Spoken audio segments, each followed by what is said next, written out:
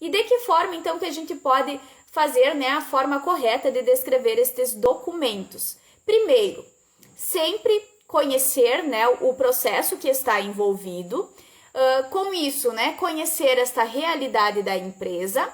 Então, sempre precisa ser feito, né, uma visita nesse local para que você consiga identificar como que eles fazem no seu dia a dia para você conseguir escrever, tá? Porque não adianta você não conhecer o que aquela empresa faz, você não vai lá, você fecha o contrato de elaboração de um documento e você simplesmente nunca pisou lá na empresa e nem vai conversar com ninguém, você vai fazer um documento lá como você viu na internet e vai entregar aquilo lá para a empresa.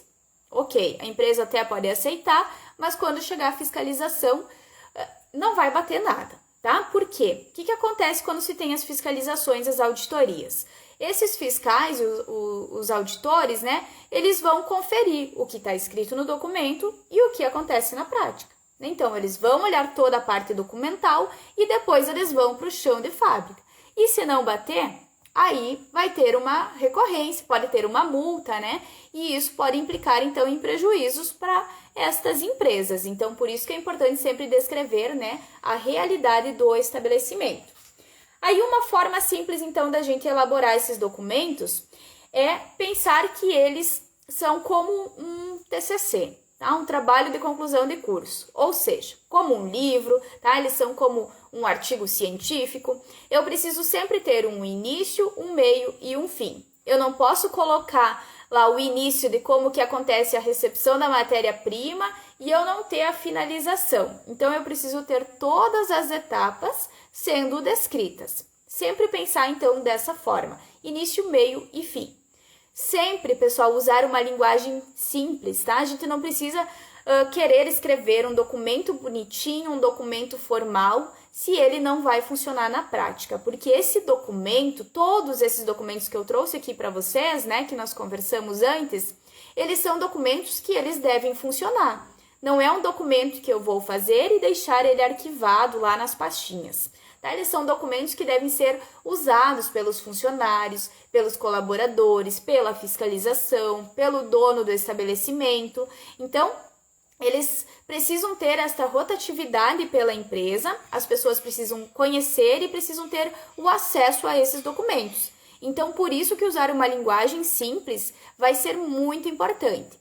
Outra dica bacana para elaborar esses documentos é também usar imagens, né? Usar gráficos, usar figuras que possa exemplificar melhor aquela atividade. Então, isso vai facilitar muito para que as pessoas consigam compreender o que você está querendo dizer naquele documento. E aqui é outra dica importante, né? Você tem que sempre pensar ao descrever esse documento que a pessoa que está lendo esse documento, ela precisa entender o que está escrito, né? Então, a gente precisa sempre se colocar no lado do leitor, né? Será que ele vai entender o que eu escrevi aqui? Porque nós entendemos tudo que a gente escreve, né?